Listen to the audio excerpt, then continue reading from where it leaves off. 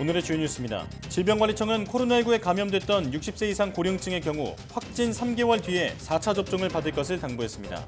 4차 접종자의 중증 질환 발병률이 3차 접종자의 3분의 1 수준이라는 연구에 따른 건데 1, 2차 접종의 경우 확진 3주 뒤면 받을 수 있다고 밝혔습니다. 코로나19 백신 이상 반응으로 신고가 접수된 2,779건 가운데 783건에 대해 피해 보상이 결정됐습니다.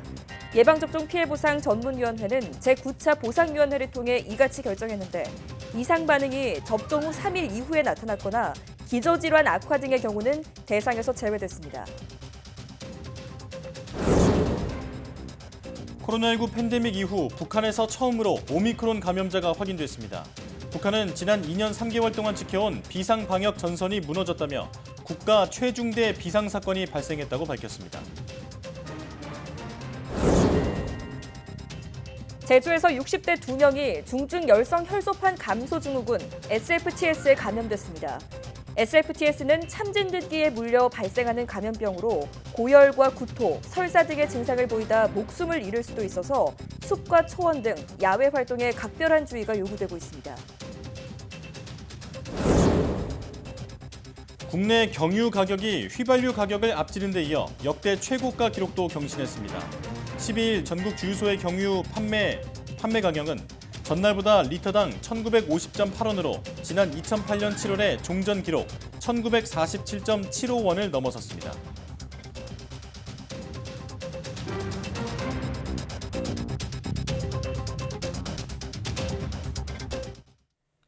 여러분 안녕하십니까? 사이언스 투데이 시작합니다.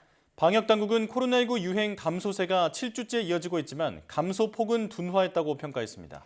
중앙방역대책본부는 오미크론 확산이 정점에 달한 지난 3월 3주차 이후 7주 연속 환자 감소세가 이어져 유행 억제 상황이 지속되고 있다고 밝혔습니다. 지난 일주일 환자 발생 동향을 보면 직전주 대비 34% 정도 줄었고 위중증, 사망 규모도 비슷한 수준으로 줄고 있다고 분석했습니다. 이 같은 유행 감소세가 당분간 유지될 것으로 보이지만 최근 하루 평균 4만 명 안팎 확진자가 나오는 등 감소폭은 둔화하고 있다고 진단했습니다. 다만 소규모 등락에도 단기간 안에 대규모 유행이 재확산할 가능성은 적다고 내다봤습니다. 질병관리청은 코로나19에 감염됐더라도 60세 이상 고령층은 확진 3개월 뒤에 4차 접종까지 받아달라고 당부했습니다. 질병관리청은 코로나19 감염 이력이 있다면 1, 2차 접종은 확진 3주 뒤에 받고 추가 접종은 확진 3개월 뒤에 받도록 기준을 바꿔 12일부터 적용한다고 밝혔습니다. 질병관리청은 4차 접종 뒤 중증질환 발병이 3차 접종 때의 3분의 1로 감소했다는 이스라엘 연구를 근거로 설명했습니다. 질병관리청은 최근 코로나19 위중증 환자의 87%와 사망자의 94%가 60세 이상 고령층이라며 위중증과 사망 예방을 위해 4차 접종을 받아야 하고 특히 치명률이 높은 80세 이상에는 적극 권고한다고 강조했습니다. 4차 접종은 3차 접종 후 최소 4개월이 지난 시점부터 접종할 수 있고 mRNA 백신으로 접종받지만 노바백스 백신으로도 가능합니다. 방역당국이 코로나19 백신 이상 반응 2,779건 가운데 783건에 대한 피해 보상을 결정했습니다. 예방접종 피해보상 전문위원회는 지난 10일 제9차 보상위원회를 열고 코로나19 예방접종 후 이상 반응으로 피해 보상이 신청된 사례 2,779건을 심의했습니다. 위원회는 이 가운데 28.2%에 해당하는 783건에 대해 예방접종과의 인과성을 인정하고 보상을 결정했습니다. 보상이 기각된 사례는 이상 반응 발생 시기가 접종 후 3일 이내가 아니거나 고혈압 등 기저질환이 악화돼 발생한 경우 또는 대장염, 요로 감염과 같이 감염 때문에 발생한 경우 등입니다. 코로나19 바이러스가 세포와 결합하는 스파이크 단백질 구조의 안전성을 높이는 쪽으로 진화하면서 전파력이 커지고 있다는 분석이 나왔습니다.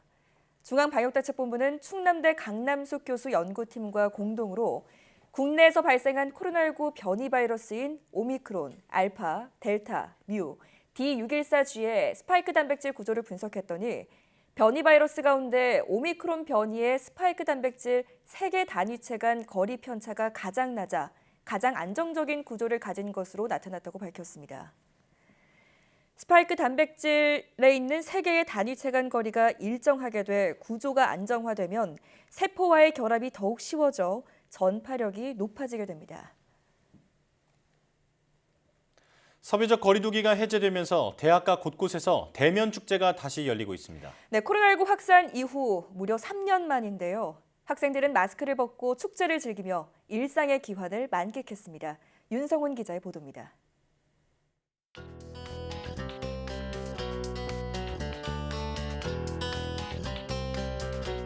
버블공을 착용한 학생들이 힘껏 몸을 부딪힙니다.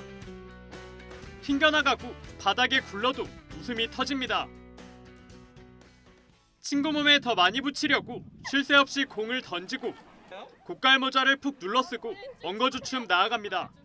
직접 이렇게 나와서 체험 같은 것도 하고 하니까 코로나 이전으로 조금 일상이 회복된 그런 느낌도 받을 수 있었던 것 같아요. 건물 높이만한 거대한 미끄럼틀엔 타려는 학생들이 길게 줄을 섰고 전통 의상을 차려입고 학교 곳곳을 다니며 사진을 찍기도 합니다. 이전 학년까지 코로나 때문에 축제랑 다른 활동들 하기 힘들었다고 들었는데 이번에 입학해서 축제 경험할 수 있어서 기쁘고요. 오랜만에 축제를 준비하느라 애를 먹었지만 즐거워하는 교우들의 모습에 보람을 느낍니다. 세 개 학번이 이제 축제를 경험해보지 않았다 보니까 이제 그런 부담감을 이기는 것도 어려웠고 다 같이 힘을 합쳐서 축제를 만들 수 있어가지고 정말 기쁘고 또 차구들이 많이 즐겨주셔가지고 정말 뿌듯합니다. 신이 난 건 학생들만이 아닙니다. 축제에서 빠질 수 없는 게 먹거리일 텐데요. 오랜만에 열린 대면 축제에 푸드트럭 상인들도 모처럼 눈코 뜰 새 없이 바쁩니다. 그동안에는 거의 장사 행사 없이 지내다 보니까 형편은 좀 힘들었죠. 아무래도 4월 중순쯤서부터 지금까지는 거의 일정이 빡빡할 정도로 행사가 많아요. 코로나19 사태 이후 3년 4개월, 오랜 기다림 끝에 돌아온 대면 축제에 대학가는 코로나19 이전의 활기를 되찾아가고 있습니다. YTN 윤성훈입니다. 북한이 코로나19 감염자 발생을 처음으로 인정하고 최고 수준의 비상 방역 체계로 서둘러 전환했습니다. 북한은 김정은 국무위원장이 참석한 가운데 노동당 중앙위원회 제8기 제8차 정치국 회의를 당 중앙위원회 본부청사에서 열고 코로나19 확진자 발생 사실을 전격 공개했습니다. 조선중앙통신은 2020년 2월 이후 2년 3개월에 걸쳐 지켜온 비상방역 전선에 파공이 생기는 국가 최중대 비상사건이 발생했다고 보도했습니다. 이어 국가비상방역지휘부와 해당 단위들이 지난 8일 수도의 어느 한 단체의 발열자들에게서 채집한 검체에 대한 엄격한 유전자 배열 분석 결과를 심의하고 오미크론 변이 바이러스 BA2와 일치하다는 결론을 내렸다고 밝혔습니다. 김 위원장은 정치국 회의에서 모든 시군에 각자 지역을 철저히 봉쇄하고 바이러스를 빈틈없이 완벽하게 차단하라고 지시했으며 전선과 국경, 해상, 공중에서 경계 근무를 강화하며 국방에서 안전 공백이 생기지 않도록 만전을 기하라고 강조했습니다. 중국 관영 매체들도 북한의 첫 코로나19 발생과 이에 따른 국가 최중대 비상사건 규정 소식을 신속히 보도하면서 관심을 나타냈습니다. 관영 CCTV는 북한 조선중앙통신의 발표를 인용해 전파력이 강한 오미크론 변이 바이러스가 북한에도 유입된 것이 확인됐다고 전했습니다. 북한에도 코로나19가 발생함으로써 지난달 29일부터 시작된 북중 화물 열차의 운행 중단도 장기화할 가능성이 커졌습니다. 앞서 지난달 25일에는 중국의 북중 교역의 관문인 단둥도 코로나19 때문에 전면 봉쇄됐고 이어 북중 양측은 압록강 국경을 통과하는 화물 열차의 운행을 멈췄다고 발표했습니다. 유럽연합 EU는 다음 주부터 공항과 항공기 내에서 마스크 의무 착용을 요구하지 않을 것이라고 유럽 항공당국이 밝혔습니다. 유럽 항공안전청은 현지 시각 11일 성명에서 유럽 질병예방통제센터와 항공여행의 보건과 안전조치에 대한 최신 정보를 내놨다면서 공항과 항공기 내에서 의료용 마스크 의무 착용 권고를 중단하기로 했다고 밝혔습니다. 다만 마스크는 여전히 코로나19 전염을 막는 최선의 예방책 가운데 하나라고 강조했습니다. 이번 권고는 오는 16일 발표되지만 규정이 다른 목적지를 오갈 경우 항공사에 따라 마스크 착용 규정이 다를 수 있다고 외신들은 전했습니다.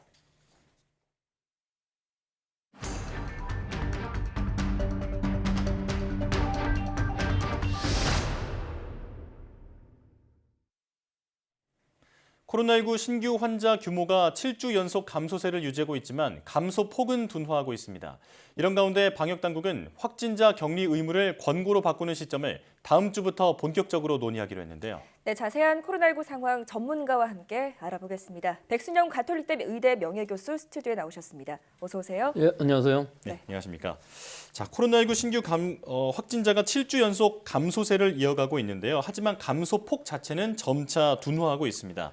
이 감소폭 둔화의 원인이 궁금한데 이게 실외 마스크 해제와 같은 그런 방역 조치의 이게 완화 때문이라고 봐야 할까요? 예, 그렇습니다. 지금 오늘 0시 기준으로 보면은요, 35,906명, 전일 대비 8,019명이 줄었는데요. 이건 이제 일주일에 하루 평균으로 해보면은 36,678명, 4만 명 이하로 내려갔습니다. 예. 이전 주에 42,029명에 비해서는 5,351명 줄어서 이 감소폭 자체는 좀 둔화되고 있지만 좀 특이한 부분은 4월 이후에 보통 주말 효과가 있는 화요일까지는 줄다가 수요일부터 급증하는 추세인 것인데 예. 최근에 4월 이후부터는 수요일, 목요일이 감소 추세입니다. 이것이 전체적으로 감소 추세를 유지하고 있다는 것을 볼 수가 있는데요. 예. 지금 말씀하신 대로 사회적 거리두기 해제라든지 실외 마스크 해제 또 연휴 등의 영향이 있어서 감소폭 자체는 좀 둔화된 상황은 있지만 당분간 아마 수만 명 정도의 확진자는 계속 지속될 것으로는 보입니다. 예. 또 지난주 이동량을 지금 살펴보면 코로나19 발생 이전보다 처음으로 많아졌습니다. 5월을 맞아서 가족 나들이도 늘었고 학교에서도 여러 가지 행사들이 지금 진행이 되고 있는데요.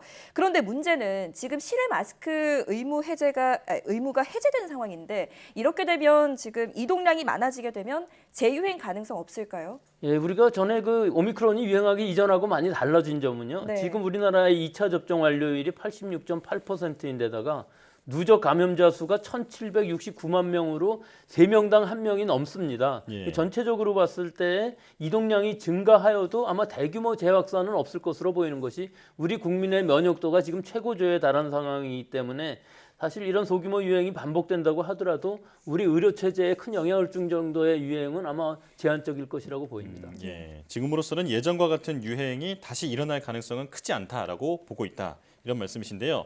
자, 새 정부의 첫 중대본 회의에서 일상회복 안착기 진입, 그러니까 코로나19 확진자의 그 격리 의무를 권고로 바꾸는 시기를 이제 다음 주부터 논의하겠다고 밝혔습니다. 자, 그 진입 기준으로 제시한 게 주간 하루 평균 확진자 10만 명인데 지금 기준으로도 충분히 이걸 충족을 하고 있잖아요.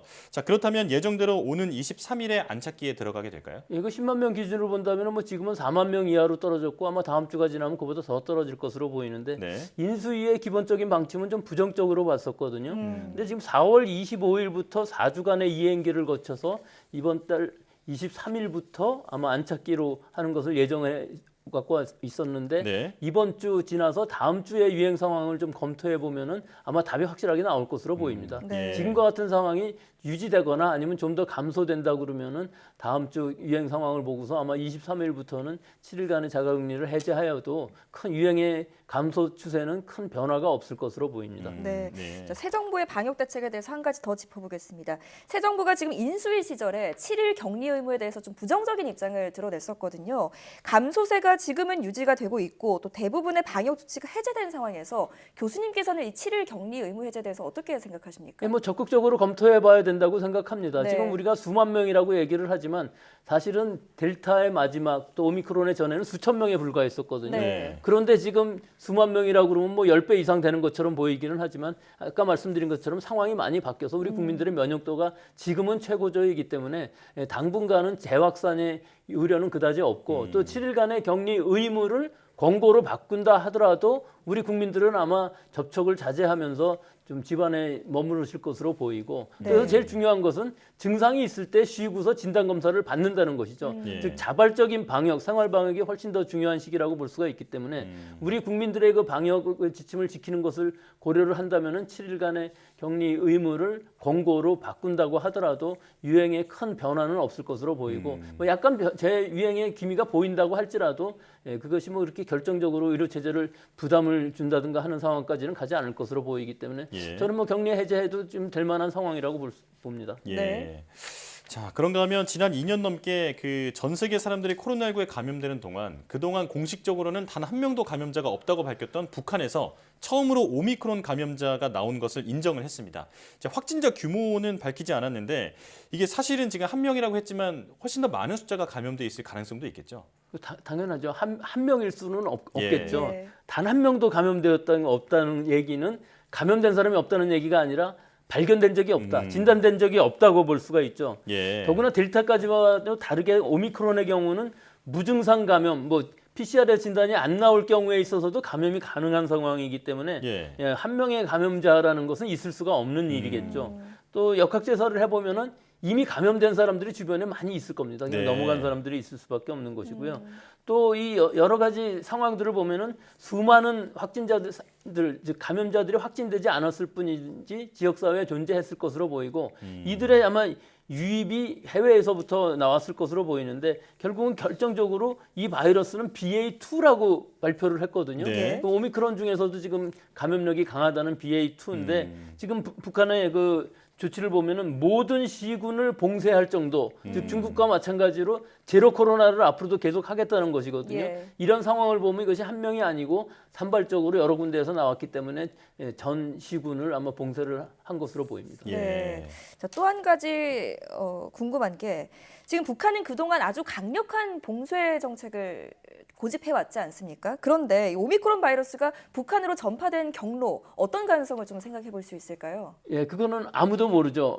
바이러스가 혼자서 가지는 못하기 때문에 예. 사람이든지 물자든지 어딘가에 매개체가 분명히 있었을 텐데 아무리 고립된 나라라고 할지라도 공식 비공식적으로 네. 해외로부터 유입되는 사람들이 있을 수밖에 없는 것이고요. 또 이 바이러스의 유입 자체를 막을 수는 없는 것이 이런 인적 교류 이외에도 열차도 있고 뭐 화물도 있고 결국은 교류가 네. 있지 않겠습니까? 예. 그럼 수입되는 물품에 사람들이 이 접촉을 함으로 해서 감염되는 경우도 충분히 가능성을 배제할 수는 없기 때문에 유입 자체는 막을 수가 없고 유입된 그 바이러스가 확산되는 것도 오미크론인 경우에 있어서는 제로 코로나 정책이라는 것이 성립하지 않는다는 것을 우리가 알 수 있겠습니다. 예. 네. 자, 그렇다면 이제 문제는 북한의 앞으로의 그 대책인데 사실 그동안 국제사회의 백신 지원도 거절을 해오지 않았습니까? 자, 근데 지금은 이제 북한 주민들이 면역도 형성돼 있지 않아서 만약에 이대로 확산한다면 이제 정말 큰 피해가 우려되는 상황인데 앞으로는 국제사회의 백신 지원을 받아들일까요? 북한의 의료 체제를 생각하면 굉장히 우려가 되는 부분이 있죠. 북한의 지금 확진자 통계가 맞다 그러면은 전 국민이 면역을 갖고 있지 않다는 상황이기 때문에 네. 오미크론이 확산됐을 경우에 위중증 환자라든지 사망자의 피해는 뭐 걷잡을 수 없는 상황일 수밖에 없는데요. 예. 그래서 지금이라도 늦지 않았으니까 전 국민한테 집중적으로 mRNA 백신을 1차, 2차 빨리 3주 간격 정도로 해서 접종을 하게 되면은 일단 인공 면역을 얻을 수 있게 되는 상황이기 때문에 오미크론의 유행이 있다 할지라도 위중증 환자, 즉 의료 체제는 어느 정도 보존할 수 있다고 볼 수가 있는데 예. 과연 북한이 이것을 받아들여서 빠르게 신속하게 예방접종을 실시할 것인지 아마 이건 누구도 알 수 없을 것으로 봅니다. 네. 앞으로의 동향을 좀 지켜봐야겠습니다. 자, 그런가 하면 올해 들어서 전 세계적으로 지금 코로나19 검사 건수가 70에서 90%가량 줄었다고 하거든요. 근데 이 추세가 지금 국내에서도 마찬가지로 보이고 있는데 이렇게 되면 검사 건수 자체가 줄어드니까 새로운 변이가 출현하거나 또 확산을 조기에 포착하는 게 어려울 것 같습니다. 대안이 없을까요? 예, 뭐 대안이라기보다 이런 상황은 굉장히 희망적인 상황이죠. 네. 유증상자라든지 접촉자 수가 급격히 줄면서 이 진단검사 수도 급감할 수밖에 없는 상황이라는 것이죠. 네. 하지만 지금 유행하고 있는 바이러스들이 어떤 변이주인지 혹은 미국에서부터 지금 유행하고 있는 BA 2.12.1과 같은 이런 전파력이 강한 바이러스들 혹은 남아프리카에서 남아공에서 유행하고 있는 BA4라든지 5 같은 하위 변이들 예. 또는 우리나라에서 새로이 발생될 수도 있는 오미크론의 재조합 변이주 BA1과 BA2의 재조합 변이주 같은 것들을 모니터링하는 것이 굉장히 중요하기 때문에 예. 해외 입국자인 경우에 있어서는 확진자를 전원 그 검사를 해서 전장 유전체 검사를 해갖고 변이체가 어떤 것이 있는지를 알아내야 될 부분이 있고요. 우리 국내에서도 유행 상황에 따라서 집단 발생이 발생했을 때 역학조사 결과에 따라서는 그것이 어떤 변이체인지를 확실하게 모니터링을 해야만 우리 국내에서 전파력이 강한 변이주의 확산을 막을 수 있는 아주 선제적인 조치가 될 수 있다고 생각을 합니다. 예, 해외 입국자 관리를 포함한 변이 출현의 그 모니터링을 강화해야 한다. 이렇게 정리할 수 있겠습니다. 자, 여기까지 듣겠습니다. 코로나19 브리핑 가톨릭대 의대 백순영 명예교수와 함께했습니다. 고맙습니다.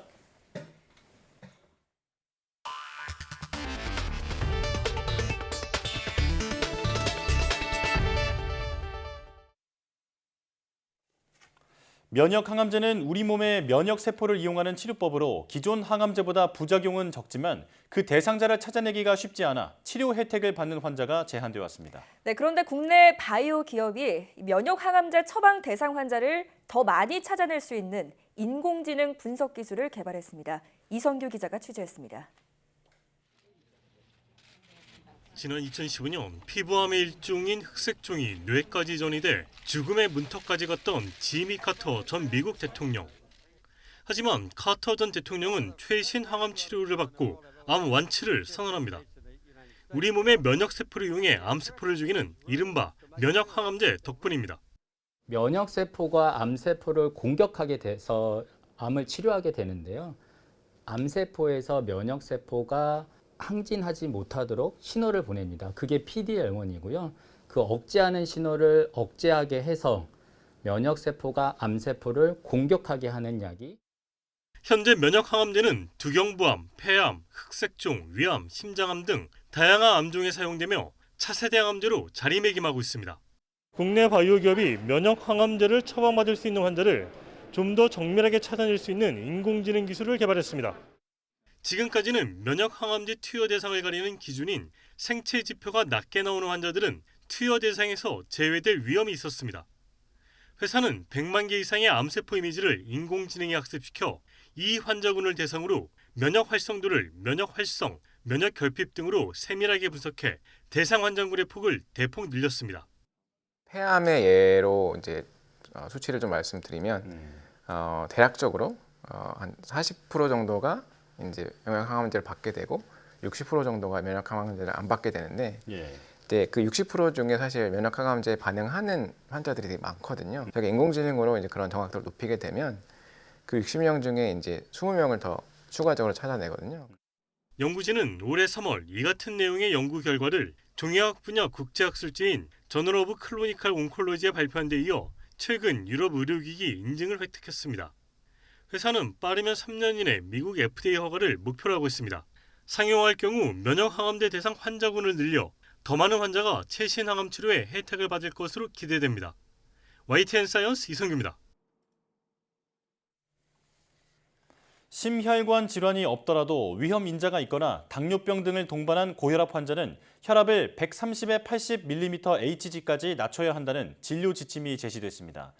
대한고혈압학회는 고위험도 고혈압 환자의 목표 혈압을 130에 80mm Hg로 강화하는 내용의 2022 고혈압 진료 지침을 공개했습니다.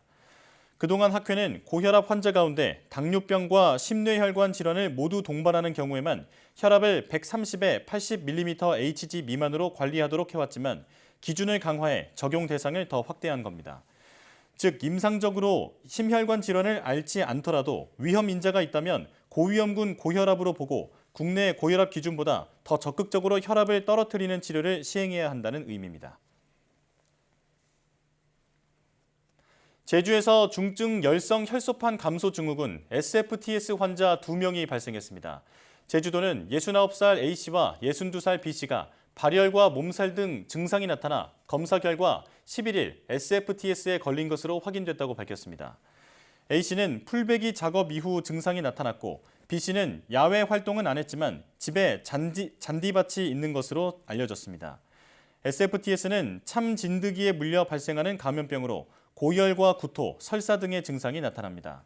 참진드기는 주로 숲과 목장, 초원 등에 살며 전국적으로 분포하고 있어 야외 활동에 주의해야 합니다. 제주에선 지난해 8명이 SFTS에 감염돼 2명이 숨졌습니다. 제주도 방역당국은 SFTS가 치사율이 높은 감염병으로 백신과 치료제가 없어 사전 예방이 무엇보다 중요하다며 야외 활동할 때 긴 소매, 긴 바지를 착용하는 등 예방 수칙을 지켜야 한다고 밝혔습니다. 정부가 오는 15일부터 홍수 비상 대응체계에 돌입합니다. 환경부는 여름철 태풍과 집중호우로 인한 피해를 방지하기 위해 기상과 수문 상황에 따라 홍수 대책 상황실을 운영하고 홍수 취약지구와 인근의 수해 방지 자재를 비축할 계획입니다. 환경부는 또 올해부터는 댐 수문 방류를 결정할 때 기상예보뿐만 아니라 댐 운영 정보를 공유하고 중대한 홍수 피해가 발생할 경우 수자원 분야 전문가 등으로 구성된 수해 원인조사위원회를 새로 조직해 가동한다고 밝혔습니다. 기존에 관심, 주의, 경계, 심각으로 제공하던 홍수 정보도 둔치 주차장 침수, 하상도로 침수 등 시설별로 정보를 제공할 예정입니다. 환경부는 이와 함께 다음 달 21일부터 한 달여간 소양강댐 등 19개 다목적 댐의 수위를 제한 수위보다 낮게 유지해서 홍수 조절 용량을 2배 정도 늘릴 계획입니다. 국내 경유 가격이 휘발유 가격을 넘어선 데 이어 역대 최고가 기록도 경신했습니다. 한국석유공사 유가정보 서비스를 보면 12일 전국 주유소의 경유 평균 판매 가격은 전날보다 3.2원 오른 리터당 1950.8원으로 집계됐습니다. 이는 지난 2008년 7월에 경유 최고가 기록인 1947.75원을 넘어선 것이며 조만간 2,000원 선도 위협받을 것으로 보입니다. 미국의 지난달 소비자 물가 상승률이 오름세가 약간 꺾이긴 했지만 시장 전망치보다 높은 8.3% 급등한 것으로 나타났습니다. 네, 에너지로 시작된 인플레가 주거나 식료품, 여행 등 전방위 분야로 확산해서 장기화할 조짐을 보인다는 분석이 나오고 있습니다. 워싱턴 강태욱 특파원의 보도입니다. 조 바이든 대통령이 일리노이주의 한 가족 농장을 찾았습니다. 기후변화와 우크라이나 전쟁으로 농가가 어떤 어려움을 겪는지 살펴보기 위해서입니다. 미국 농가로서는 최대 곡물 생산지인 우크라이나의 농업 기반이 무너지는 것이 남의 일이 아니라고 말합니다. They're losing that basic structure not only to be able to put the crop in the ground, but what do they do with it afterwards? I cannot imagine. Well, they're not able to put it in the ground now. 우크라이나 전쟁 등의 여파로 미국의 지난달 식료품 가격은 급등세를 보였습니다. 지난해 같은 달보다 9.4% 올랐습니다. 여행 수요가 회복되면서 숙박료와 항공 운임도 급등했습니다. 미국 노동부는 이를 반영한 지난달 소비자 물가 지수가 8.3% 급등했다고 밝혔습니다. 지난 3월의 8.5%보다 상승 속도가 조금 줄어 8개월 만에 처음으로 오름폭이 둔화했습니다. 하지만 시장 전망치보다 높았고 40년 만에 최고 기록도 여전한 상황입니다. 이 때문에 인플레 장기화의 시작이 아니냐는 전망이 나오고 있습니다. The April numbers came off very inflated numbers, but I think it is the beginning of a moderating trend in prices as we go forward in here. 인플레의 도화선 역할을 했던 에너지 가격은 3월보다 꺾였지만 최근 휘발유 값이 역대 최고가를 경신한 만큼 안정됐다고 보기에는 이른 상황입니다. 미국 언론들은 이처럼 물가가 높은 수준이어서 연방준비제도가 고강도 긴축이라는 통화정책 방향을 그대로 유지할 가능성이 커졌다고 전망했습니다. 워싱턴에서 YTN 강태욱입니다.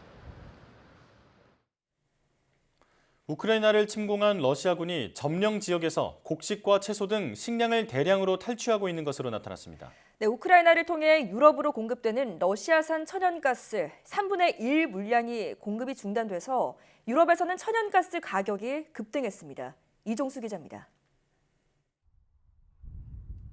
우크라이나 동남부 자포리아 지역에 보관됐던 곡식이 러시아 트럭에 실려 러시아가 강제 병합한 크림반도로 이송됐다. 월스트리트 저널은 현지 시간 11일 러시아군이 점령한 자포리아 지역 군정 발표를 인용해 이처럼 보도했습니다. 러시아군은 또 우크라이나의 해바라기 씨와 채소까지 탈취해 러시아로 보내기 위해 준비하는 것으로 나타났습니다. 이와 함께 우크라이나에서 탈취한 곡식을 외국에 파는 경우도 적지 않은 것으로 드러났습니다. 우크라이나 국방부는 곡식을 실은 러시아 선박이 지중해를 거쳐 중동 지역으로 향하고 있다고 밝혔습니다. 한편 우크라이나 가스 운용회사 GTSO유는 현지 시간 11일부터 우크라이나 동부 루안스크주에 속한 소코라니우카의 라인을 통한 가스 수송을 중단한다고 밝혔습니다. 소코라니우카를 점령한 러시아군이 기술적 방해를 하면서 천연가스를 빼돌리고 있기 때문이라고 이유를 설명했습니다. These occupation authorities, they decided to steal gas from transit in order to send it to other places. So that's why we decided to declare force majeure. 이에 따라 우크라이나를 통해 유럽으로 가는 러시아산 가스의 3분의 1 정도인 하루 약 3,260만 세제곱미터의 가스 공급이 중단됐습니다. 충격은 유럽 가스 가격에 곧장 영향을 미쳤습니다.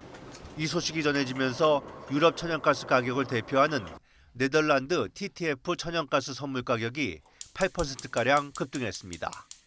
YTN 이종수입니다.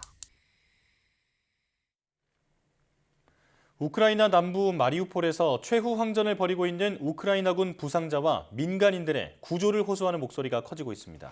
유엔이 러시아 측과 추가 협의에 나서고 있다고 밝혔지만 부상병들이 무사히 구조될 수 있을지는 불투명합니다. 김은건 기자입니다.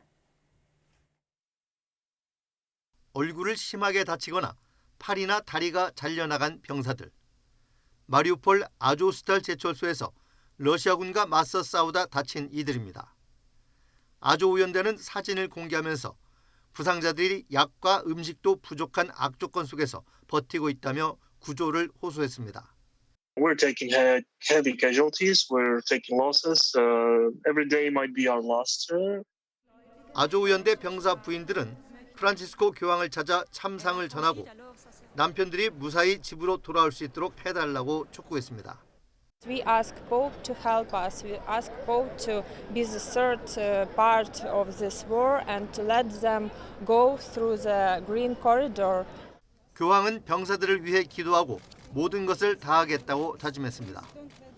구테레스 유엔 사무총장은 남은 민간인 구출을 위해 러시아 측과 접촉하고 있다면서 당사자 간 대화의 필요성을 강조했습니다. To talk to the leader of the Russian Federation, it makes full sense to talk to any other relevant actors in the present crisis. 현재 아조스탈에는 우크라이나군 2천여 명이 버티며 교전 중인 것으로 알려졌지만 러시아군의 총공세가 이어지며 최후가 임박했다는 관측도 나옵니다. 러시아군은 이미 동부 돈바스 지역 상당 부분을 장악한 것으로 전해졌으며 마리우폴도 사실상 함락된 상태입니다. 하지만 우크라이나는 제2도시 하르키우에서 러시아군이 점차 퇴각하고 있다고 주장해 러시아가 돈바스 지역을 완전히 장악하는 데는 시간이 더 필요할 것으로 보입니다. YTN 김은건입니다.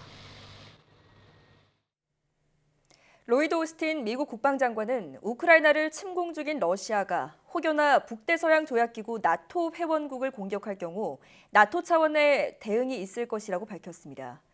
오스틴 장관은 현지 시각 11일 하원 세출위원회 국방예산소위 청문회에 출석해 러시아의 나토 공격은 블라디미르 푸틴 러시아 대통령의 계산에는 없을 것이라면서도 만약 공격이 이뤄진다면 이는 상황을 완전히 바꾸는 게임 체인저가 될 것이라고 말했습니다.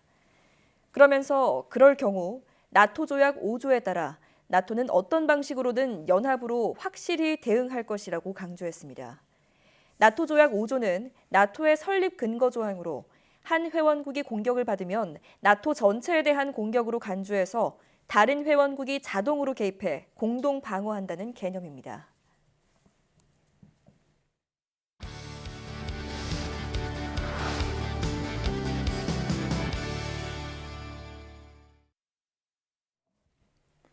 수소는 탈탄소 시대를 앞당길 친환경 에너지죠. 진정한 탄소 중립을 위해서는 수소를 생산하는 과정에서 탄소가 발생하지 않는 이른바 그린 수소, 즉 암모니아 수소 분해 기술을 연구해야 한다는 과학자가 있습니다. 네, 과학의 달인 오늘은 한국에너지기술연구원 수소연구단 정운호 박사와 함께합니다. 어서 오십시오. 네, 나오셔서 고맙습니다. 네. 자, 수소 상용화를 위해서는 궁극적으로는 우리가 그린 수소를 생산할 수 있어야 하는데 그 대책으로 암모니아로 수소를 생산하는 기술을 이제 박사님께서는 연구하고 계시다고 들었습니다. 자, 그렇다면 먼저 지금까지는 수소가 어떤 방식으로 만들어졌었는지부터 설명해 주시죠. 네, 수소는 공기를 구성하고 있는 질소, 산소와 같이 냄새와 색깔이 없는 기체입니다. 예. 우주 질량의 70% 이상을 차지할 만큼 흔한 물질인데요. 네. 수소를 생산하는 방식은 크게 세 가지로 나눌 수 있겠습니다. 가장 대표적인 게 석유화학 공정 과정에서 부가적으로 생산되는 부생수소를 이용하는 방식이 있습니다. 예. 쉽게 말해 정유 공장에서 나프타를 분해해 휘발유, 경유 등을 뽑아내고 남은 부산물에서 발생하는 수소를 얻는 방식입니다. 예. 또한 수소는 LNG, LPG 같은 천연가스에 화학적 자극을 가해서 얻을 수도 있습니다. 도시가스의 주성분인 메탄은 탄소와 수소로 이루어져 있기 때문에 화학 반응을 통해 수소를 뽑아낼 수 있습니다. 예. 도시가스와 수증기를 섞어 700도 이상의 고온에서 촉매 반응기를 통과시키면 도시가스에 있는 수소가 떨어져 나오는 방식입니다. 다음으로 물에서 수소를 떼내서 생산하는 방식도 있습니다. 물은 수소와 산소로 이루어져 있는데 전기를 가해주면 수소와 산소로 분리할 수 있습니다. 그렇군요. 예. 박사님께서 앞서 언급을 하셨듯이 이 수소를 생산하는 방식에 따라서 그레이 수소, 뭐 블루 수소, 그린 수소로 이렇게 구분하기를 하기도 한다고 하던데 네. 이 부분도 좀 짚어주시죠. 네. 네, 앞으로는 이산화탄소의 배출이 전혀 없는 청정 에너지원의 비중이 크게 늘어날 것으로 기대가 되는데요. 네. 에너지를 생산하는 과정에서도 환경 문제는 없어야 한다는 게 세계적인 트렌드입니다. 그래서 요즘에는 수소를 생산하는 방식에 따라 원래 수소에는 색깔이 없지만 네. 그레이, 블루, 그린 수소처럼 수소의 색깔을 붙여서 구분하고 있습니다. 예. 이 색깔들이 의미하는 바가 뭐냐면 일단 수소 생산 과정에서 이산화탄소가 배출되는 수소를 그레이 수소라고 합니다. 여기에는 부생수소나 도시가스에서 수소를 추출하는 방식이 포함되겠고요. 블루 수소는 그레이 수소를 만들 때 배출되는 이산화탄소가 대기 중으로 배출되지 않도록 별도로 포집하여 생산하는 수소의 색깔입니다. 그레이 수소보다는 훨씬 친환경적이기 때문에 블루라는 깨끗한 색깔을 붙여주었습니다. 예. 마지막으로 그린 수소는 수소를 생산하는 원료 자체를 깨끗한 것으로 사용하는 것입니다. 그린 수소는 물을 원료로 만드는데요. 예. 환경적인 측면에서 가장 깨끗한 수소라고 말을 할 수 있지만 물을 전기분해해서 생산할 수 있고 또 재생에너지인 풍력과 태양광 등을 사용해야 한다는 제약 조건이 있습니다. 그래서 그레이 수소나 블루 수소에 비해 가격이 상당히 비쌉니다. 그렇군요. 가격이 비싸긴 하지만 어쨌든 우리가 수소 상용화를 위해서는 반드시 이 탄소가 발생하지 않는 그린 수소를 개발을 해야 할 텐데요. 자, 지금 현재 그린 수소를 생산하는 데 드는 비용은 어느 정도인가요? 네, 저도 정확히 가격은 알 수 없지만 네. 수소 1kg을 생산하는데 10,000원 이상의 전기료가 들어간다는 계산이 있을 정도입니다. 그래서 현재 정부 차원에서 그린 수소 생산 단가를 낮추려고 노력 중입니다. 예, 그렇군요. 자, 지금까지 이제 수소를 생산하는 방식에 대해서 설명을 해주셨는데요. 박사님께서는 특별히 암모니아로 수소를 생산하게 된 계기가 있으실까요? 네, 지금까지는 저처럼 대규모 수소 경제를 원하는 사람들이 해외에서 만든 값싼 그린 수소를 우리나라로 가져와 사용하려는 시도를 해왔습니다. 예.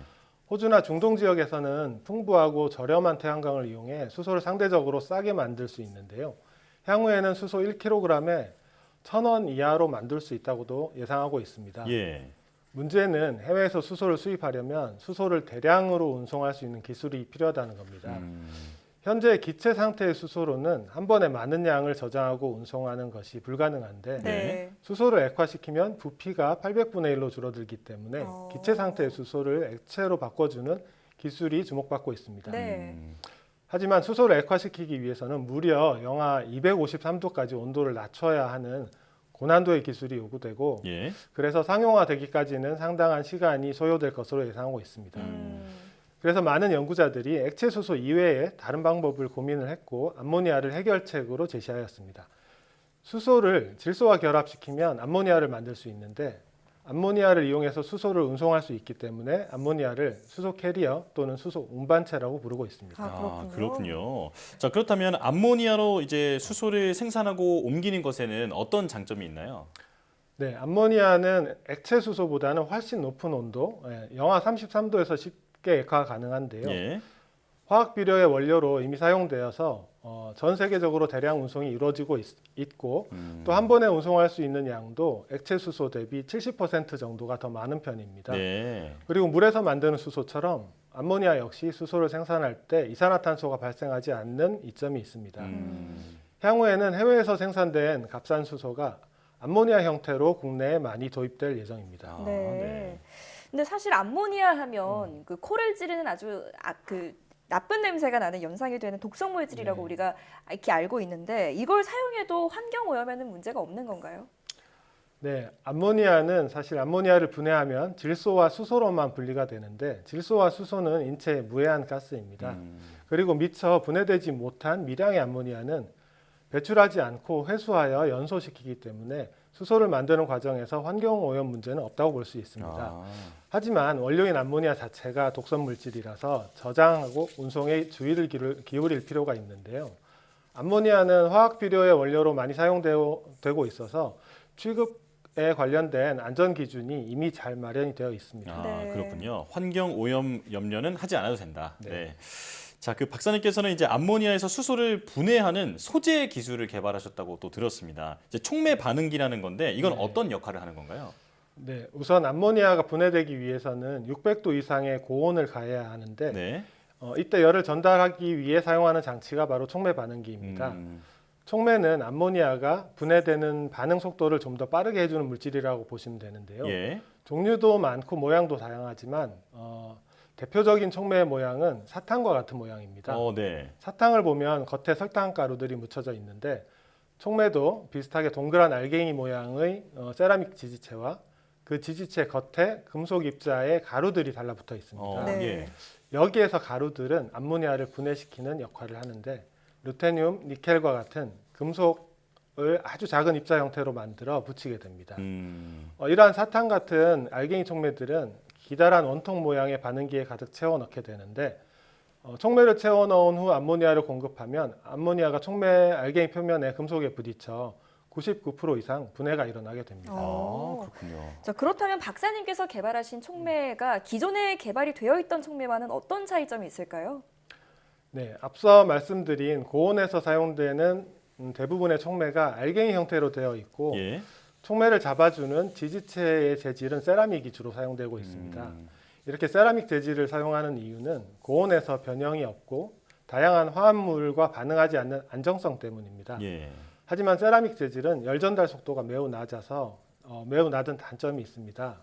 앞서 말씀드렸지만 암모니아를 분해하기 위해서는 600도 이상의 높은 온도에서 계속 열을 공급해 줘야 합니다. 근데 반응기 안에 채워 넣은 촉매는 열을 잘 전달하지 못하다 보니 반응기 가장 안쪽에 위치한 촉매는 열을 잘 공급받지 못해서 암모니아를 분해하는데 효과적이지 못한 측면이 있습니다.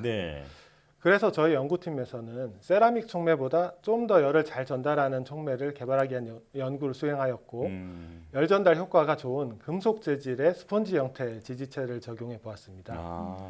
일반적으로 스펀지라고 하면 물을 잘 흡수하는 것으로 알고 계실 겁니다. 그렇죠. 금속 스펀지는 물 대신 열을 잘 흡수한다고 보시면 될 것 같습니다. 금속 스펀지로 만든 촉매를 반응기 안에 채워 넣으면 기존의 세라믹 촉매보다 열을 훨씬 빨리 흡수하게 되고 반응기 안쪽에 위치한 촉매도 암모니아를 잘 분해할 수 있게 됩니다. 기존에는 금속 스펀지 위에 촉매를 코팅하면 쉽게 떨어지기 때문에 수명이 짧다는 단점이 있었지만 이번에 개발한 금속 스펀지 촉매는 이러한 단점을 극복해서 100시간 이상 테스트해도 동일한 성능을 계속 유지하는 안정성을 확보를 했습니다. 자, 생산 효율도 높고 그리고 환경 오염 염려도 없는 이제 수소 생산 기술에 대해서 지금까지 설명을 해주셨는데요. 자, 그렇다면 지금 그 개발하신 기술을 활용하면 이제 하루에 얼마나 이제 수소를 생산할 수 있는지가 궁금하거든요. 이게 대량 생산도 가능할까요? 네, 현재 개발된 촉매 반응기를 사용하면 하루에 고순도 수소 약 43kg을 생산할 수 있습니다. 이것은 하루에 수소 전기차 7대의 수소를 공급할 수 있는 양으로 매우 적은 실험실 규모의 장치에 해당합니다. 하지만 현재 개발된 촉매 반응기의 크기를 크게 키우는 것이 가능하기 때문에 수소를 대량 생산하는 것이 충분히 가능하다고 판단하고 있습니다. 현재는 여러 기관들과 협력하여 정부의 지원을 받는 국책과제를 진행하고 있는데 기존에 개발했던 반응기보다 50배 정도 더 큰 반응기를 개발하고 있습니다. 이 기술의 개발이 완료되면 하루에 수소를 2톤 이상 생산할 수 있을 것으로 예상하고 있습니다. 그렇게 되면 하루에 수소차 350대 이상을 가득 채울 수 있는 양의 수소를 공급할 수 있게 됩니다. 굉장한 경제적 효과를 얻을 수 있을 것 같은데요. 개발하신 기술을 실제 현장에서 적용하려면 앞으로 어떤 연구가 더 필요할까요? 네, 암모니아를 분해해서 대량의 수소를 만드는 기술은 사실 플랜트 기술에 해당됩니다.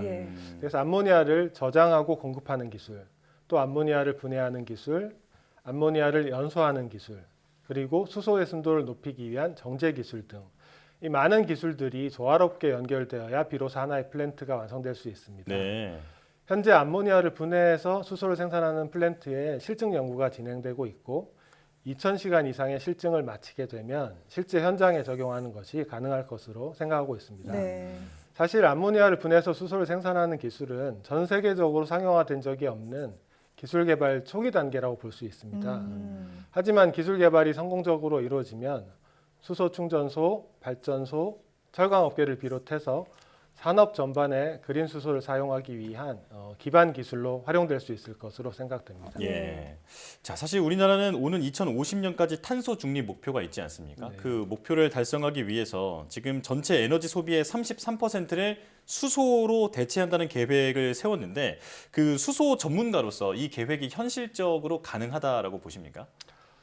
가능했으면 좋겠고요. 예. 말씀하신 계획은 수소경제 이행 기본 계획을 통해 우리나라가 청정 수소 경제를 선도하게 되면 전체 에너지 소비의 33% 정도를 수소로 대체하는 효과를 기대할 수 있다는 의미입니다. 네. 이러한 계획을 달성하기 위해서는 산업계 또는 가정, 상업, 수송에 이르기까지 폭넓게 수소가 사용되어야 할 텐데요. 예.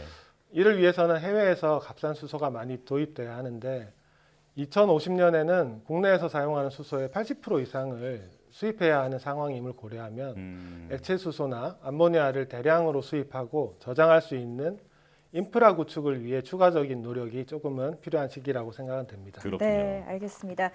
자, 우리나라가 앞으로 수소 에너지 시대를 준비하는데 앞으로도 많은 역할을 해주시기 바랍니다. 지금까지 한국에너지기술연구원 정은호 박사와 함께했습니다. 오늘 나와주셔서 고맙습니다. 네, 감사합니다.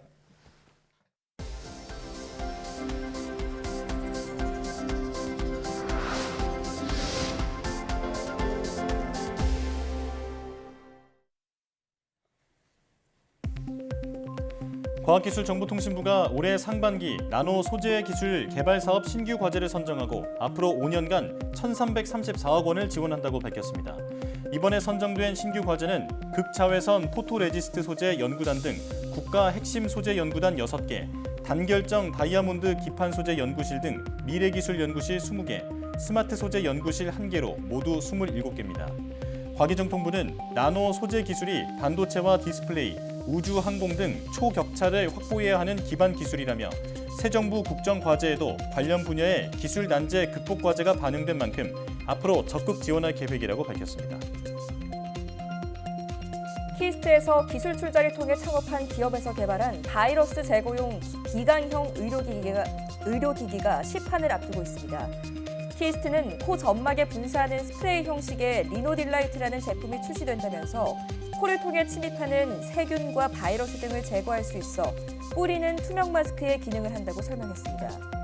이 제품 속에는 메틸렌블루 나노 입자가 들어있는데 여기에 LED 광원을 쪼일 경우 주변 산소와 반응해서 코 점막 상피세포에서 A형 인플루엔자 바이러스와 황색 포도 상구균을 95% 이상 사멸시켰습니다.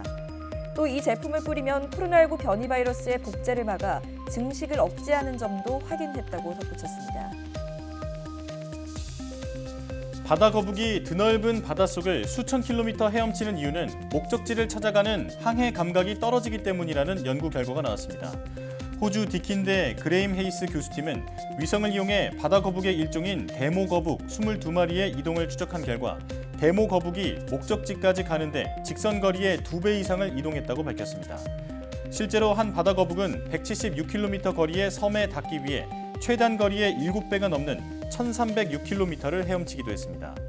연구팀은 바다 거북이 헤엄칠 때 지자기 지도를 활용하는 것은 분명하지만 빙 돌아가는 모습이 자주 관찰된다면서 특정 목표 지점을 찾을 만큼 항해 감각이 세밀하지 못한 것이라고 설명했습니다. 올해 처음 신설된 AI 융합혁신대학원 사업에 경희대 등 5개 대학이 최종 선정됐습니다.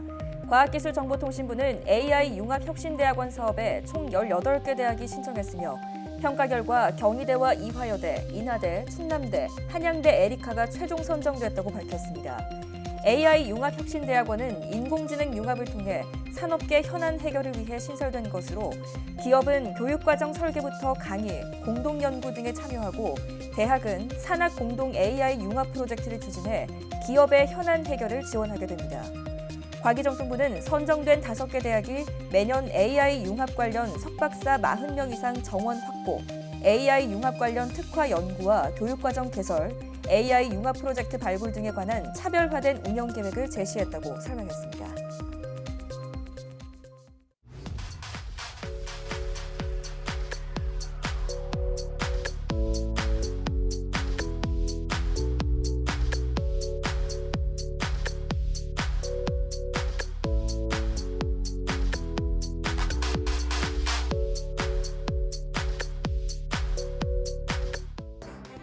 정부와 국회가 코로나 영업 제한으로 피해를 본 소상공인을 지원하기 위한 추경안을 마련하고 있습니다. 네, 오랜 거리두기로 쪼그라든 민생 경제가 이 보상금만으로 회복되기는 어렵겠지만 이제 기지기를 켜는 일상 회복에 새로운 희망을 걸어봐야겠습니다. 사이언스 투데이 마칩니다. 함께해 주신 여러분 고맙습니다.